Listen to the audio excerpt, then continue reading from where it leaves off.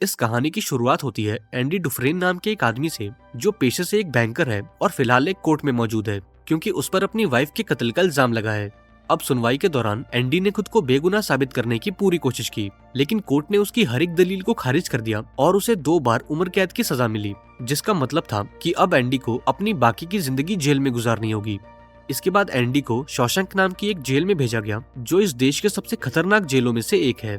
इधर जेल के अंदर हम रेड नाम के एक आदमी को देखते हैं, जो जेल के बोर्ड मेंबर्स को एक इंटरव्यू दे रहा था और इस इंटरव्यू में बोर्ड मेंबर्स ये फैसला करेंगे कि उन्हें रेड को बेल देनी चाहिए या फिर नहीं।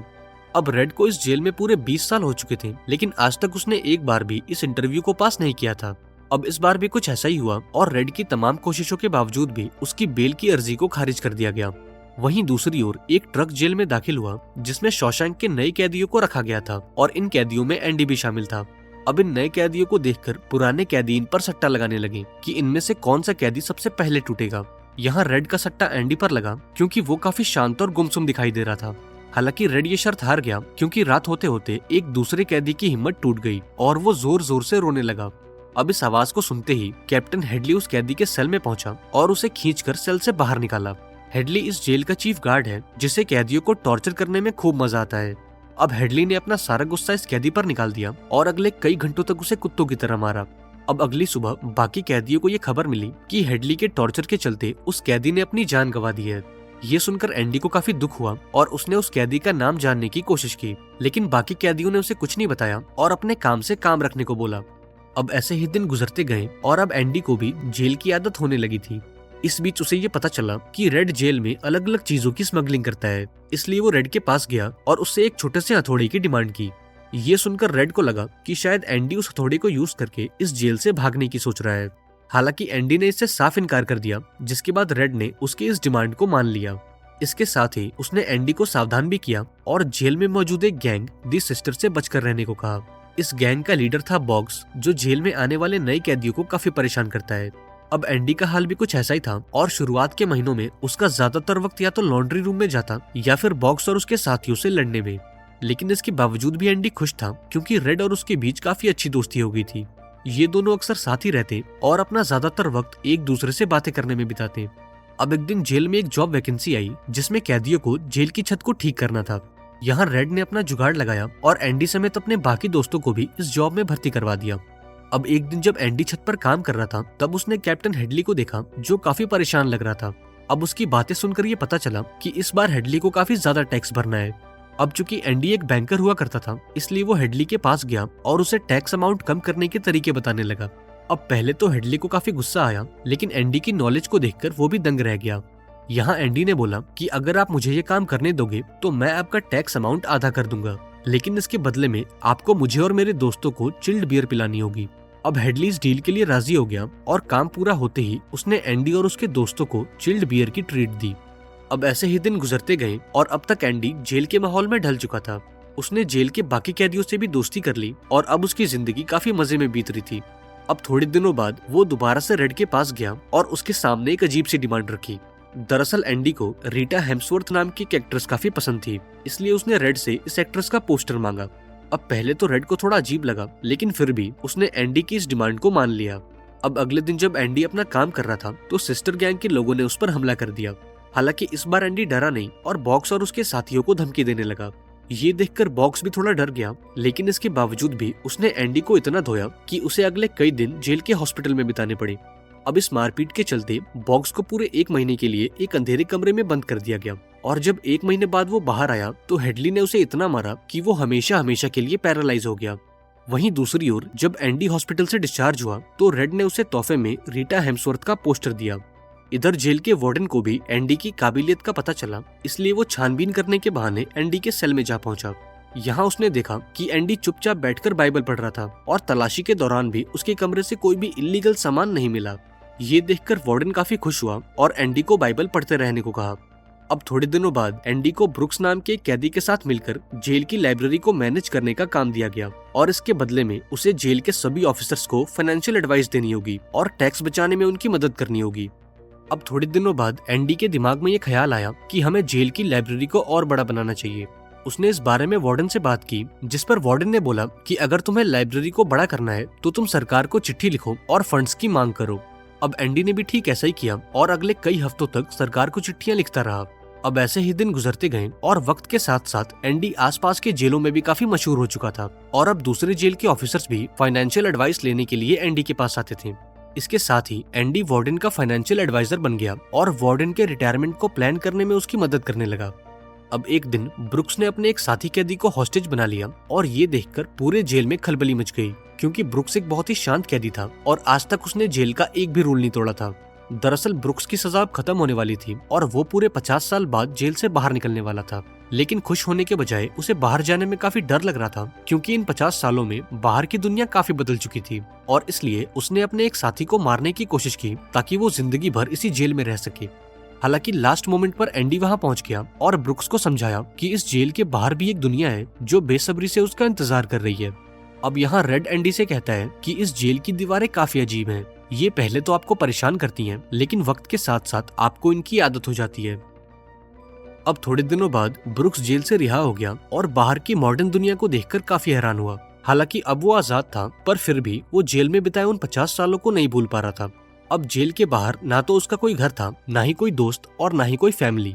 अब खुद को इस माहौल में ढालने के लिए वो एक सुपरमार्केट में नौकरी करने लगा, पर इसके बावजूद भी उसका अकेलापन बिल्कुल कम नहीं हुआ और आखिर में उसने वो किया जिसकी उम्मीद किसी को नहीं थी। ब्रुक्स ने अपने होटल रूम में फांसी लगा ली और जाने से पहले दीवार पर लिखता गया कि ब्रुक्स वॉज हियर। वहीं दूसरी ओर एंडी को अब जेल में पूरे 6 साल हो चुके थे और इन 6 सालों की मेहनत के बाद सरकार ने जेल को कुछ पैसे भेजे ताकि वो अपनी लाइब्रेरी को बड़ा कर सके। इसके साथ ही सरकार ने उस लाइब्रेरी के लिए बहुत सी पुरानी किताबें और कुछ गानों की सीडीज भेजी। अब इन चीजों के बीच एंडी को एक बहुत ही मशहूर गाने की सीडी मिली और वो ये गाना अपने बाकी दोस्तों को भी सुनाना चाहता था, इसलिए वो वार्डन के ऑफिस में गया और खुद को उस ऑफिस में बंद कर लिया। इसके बाद उसने उस गाने को लाउड स्पीकर पर चलाया और ये गाना सुनते ही जेल के बाकी कैदियों के रोंगटे खड़े हो गए और जेल में मौजूद सबसे खतरनाक कैदी भी इस गाने की खूबसूरती में कहीं खो गए। हालांकि वार्डन को ये हरकत पसंद नहीं आई और उसने एंडी को पूरे 2 हफ्तों के लिए एक अंधेरे कमरे में बंद कर दिया। वहीं दूसरी ओर हम रेड को देखते हैं, जिसे जेल में अब पूरे 30 साल हो चुके थे और एक बार फिर वो बोर्ड मेंबर्स को इंटरव्यू देने गया, इस उम्मीद में कि इस बार तो उसे बेल मिल ही जाएगी। लेकिन हर बार की तरह इस बार भी रेड की बेल को खारिज कर दिया गया। इधर सरकार ने एंडी के अच्छे बर्ताव को देखते हुए लाइब्रेरी का बजट और बढ़ा दिया और एंडी भी इन पैसों को काफी अच्छे से यूज कर रहा था। अब एंडी ने बाकी कैदियों को पढ़ना लिखना सिखाया ताकि जब वो जेल से बाहर निकले तो कोई अच्छी सी नौकरी ढूंढकर सेटल हो सके और उनके साथ वो ना हो जो ब्रुक्स के साथ हुआ। अब ऐसे ही दिन गुजरते गए और वार्डन ने एंडी की नॉलेज को यूज करके काफी पैसा कमाया। इसके साथ ही वो जेल के बाकी कैदियों को लेबर्स की तरह इस्तेमाल करने लगा, जिससे उसका मुनाफा दुगना हो गया। अब वार्डन के इलीगल पैसों को छुपाने के लिए एंडी ने अलग अलग बैंक्स में कई अकाउंट खोले और ये सारे अकाउंट्स किसी रैंडेल नाम के आदमी को बिलोंग करते थे, जो कोई असली इंसान नहीं बल्कि डॉक्यूमेंट्स पर मौजूद सिर्फ एक नाम था। दरअसल एंडी ने ऐसा इसलिए किया ताकि अगर पुलिस को इस घोटाले का पता चले तो उनका ध्यान किसी रैंडेल नाम के आदमी पर जाए, न कि जेल के वार्डन पर। अब ऐसे ही दिन गुजरते गए और साल 1965 में टोनी नाम के एक नए कैदी को इस जेल में 2 साल की सजा काटने के लिए भेज दिया गया। अब टोनी एक लंबा चौड़ा हंसमुख इंसान था जो बहुत जल्द किसी से भी घुल मिल जाता था और जेल में आते ही उसने एंडी और रेड समेत बाकी कैदियों से भी दोस्ती कर ली। अब एक दिन टोनी एंडी के पास गया और उससे अपनी हाई स्कूल की पढ़ाई को कंप्लीट करने के लिए मदद मांगी। यहाँ एंडी भी इसके लिए राजी हो गया और अगले कई महीनों तक उसने टोनी को पर्सनल ट्यूशन दी। अब इतनी कड़ी मेहनत के बाद आखिरकार टोनी एग्जाम में बैठने के लिए बिल्कुल तैयार था, लेकिन इस एग्जाम के दौरान वो काफी फ्रस्ट्रेट हो गया और अपनी आंसर शीट को डस्टबिन में डालकर वहाँ से चला गया। लेकिन इसके बावजूद भी एंडी ने उस आंसर शीट को बाहर निकाला और एग्जाम बोर्ड को सबमिट कर दिया। अब अगले दिन जब ये लोग आपस में बातें कर रहे थे तब बातों बातों में टोनी ने एक ऐसा खुलासा किया जिसे सुनकर एंडी के तो मानो होश ही उड़ गए। यहाँ टोनी ने बताया कि इससे पहले वो जिस जेल में मौजूद था वहाँ उसकी मुलाकात एक आदमी से हुई थी जिसने एक गोल्फर और उसकी गर्लफ्रेंड का मर्डर किया था और उसने इस मर्डर का इल्जाम एक मासूम बैंकर पर लगाया था। अब ये सुनकर एंडी शॉक हो गया क्योंकि इस कहानी में जिस मासूम बैंकर का जिक्र था वो कोई और नहीं बल्कि खुद एंडी था। अब इस बात का पता लगते ही एंडी फटाफट से वार्डन के पास गया और उससे अपना केस रीओपन करने को कहा ताकि वो टोनी को गवाह बनाकर अपनी बेगुनाही साबित कर सके। हालांकि वार्डन ने इसके लिए साफ इनकार कर दिया और एंडी को पूरे 1 महीने के लिए एक अंधेरे कमरे में बंद कर दिया। दरअसल वार्डन को ये डर था कि अगर एंडी जेल से आजाद हो गया तो उसके इलीगल पैसों को कौन मैनेज करेगा। अब इस बीच जब एंडी उस कमरे में बंद था तो टोनी को उसके हाई स्कूल की डिग्री मिली और वो काफी अच्छे नंबरों से पास हो गया था। अब थोड़े दिनों बाद वार्डन ने टोनी को जेल से बाहर बुलवाया, जहां चीफ गार्ड हेडली ने टोनी को गोली मारकर उसकी जान ले ली और इसी के साथ एंडी की बेगुनाही का ये आखिरी सबूत भी मिटा दिया गया। अब अगली सुबह वार्डन ने एंडी को टोनी के मौत की जानकारी दी और उसे बताया कि टोनी जेल से भागने की कोशिश कर रहा था, इसलिए हेडली ने उसे गोली मार दी। हालांकि एंडी को वार्डन की कहानी पर भरोसा नहीं हुआ और गुस्से में आकर उसने वार्डन की मदद करने से भी इनकार कर दिया। लेकिन वार्डन ने उसे धमकाते हुए बोला कि अगर तुमने मेरा काम नहीं किया तो मैं जेल की लाइब्रेरी को हमेशा हमेशा के लिए बंद कर दूंगा। अब इस कमरे से बाहर आकर एंडी काफी उदास रहने लगा और ये देखकर रेड को उसकी फिक्र होने लगी। अब बातों बातों में एंडी ने बताया कि शादी के बाद वो अपने काम को लेकर काफी बिजी रहता था और इसका असर उसकी मैरिड लाइफ पर पड़ने लगा था और कहीं न कहीं वो खुद को अपनी वाइफ की मौत का जिम्मेदार मानता है। यहाँ एंडी ने रेड को बताया कि अब मेरी जिंदगी का सिर्फ एक ही मकसद है और वो है इस जेल से निकलकर मेक्सिको के एक शहर तक पहुंचना, जहां मैं अपनी बाकी की जिंदगी आराम से गुजार सकूं। उसने रेड को एक खास लोकेशन भी बताई जहां उसने कुछ छुपा रखा था और वो चाहता था कि जब रेड जेल से बाहर निकले तो वो उस जगह पर जाकर उस छुपी हुई चीज को निकाल ले। अब ऐसे ही दिन गुजरते गए और अब एंडी ने दोबारा से वार्डन के पैसों को मैनेज करना शुरू कर दिया। हालांकि रेड ये सब देखकर खुश नहीं था और उसे एंडी की फिक्र होने लगी थी और उसकी चिंता और बढ़ गई जब उसे पता चला कि एंडी ने बाकी कैदियों से एक 6 फीट लंबे रस्सी की मांग की है। अब अगली सुबह जब गार्ड्स ने सभी कैदियों का अटेंडेंस लिया तो उन्हें एंडी कहीं दिखाई नहीं दिया और थोड़ी छानबीन करने पर यह खुलासा हुआ कि एंडी डुफ्रेन इस जेल से भाग चुका है। दरअसल इस कहानी की शुरुआत में रेड ने एंडी को जो हथौड़ा दिया था उसने उस हथौड़े के इस्तेमाल से जेल की दीवार में एक सुरंग बना ली थी और इस खुदाई के दौरान जो मिट्टी बाहर निकलती एंडी उसे अपनी जेब में भरकर जेल के ग्राउंड में गिरा देता और उसने रेड से रीटा हेम्सवर्थ का पोस्टर इसलिए मांगा था ताकि वो दीवार में मौजूद इस बड़ी सी सुरंग को छुपा सके और इससे ये खुलासा होता है कि एंडी पहले दिन से ही इस जेल से भागने का प्लान बना चुका था। अब भागने से पहले एंडी ने वार्डन के ढेर सारे डॉक्यूमेंट्स और उसके कुछ कपड़ों को एक प्लास्टिक बैग में रख लिया और रातों रात इस जेल से फरार हो गया। इधर वार्डन एंडी की तलाश में लगा हुआ था, वहीं दूसरी ओर एंडी उन सभी बैंक्स में गया जहां वार्डन के फर्जी अकाउंट खुले हुए थे। यहाँ एंडी ने खुद को रेंडेल बताया और वार्डन के सारे पैसों को निकाल लिया। इसके साथ ही उसने देश के सबसे बड़े न्यूज़पेपर को वार्डन के खिलाफ सारे सबूत भेज दिए। अब इस न्यूज के बाहर आते ही पूरे देश में खलबली मच गई और देखते ही देखते इस जेल में पुलिस का मेला लग गया। यहाँ पुलिस ने हेडली को टोनी के मर्डर के इल्जाम में गिरफ्तार कर लिया और जेल में मौजूद बाकी करप्ट ऑफिसर्स को भी पकड़ लिया गया। लेकिन जब पुलिस वार्डन के ऑफिस में पहुंची तो उन्होंने वार्डन को मरा हुआ पाया। दरअसल वार्डन ने अपनी बंदूक से खुद को गोली मार ली थी क्योंकि वो अपने किए पर काफी शर्मिंदा था और अपनी बाकी जिंदगी जेल में नहीं गुजार सकता था।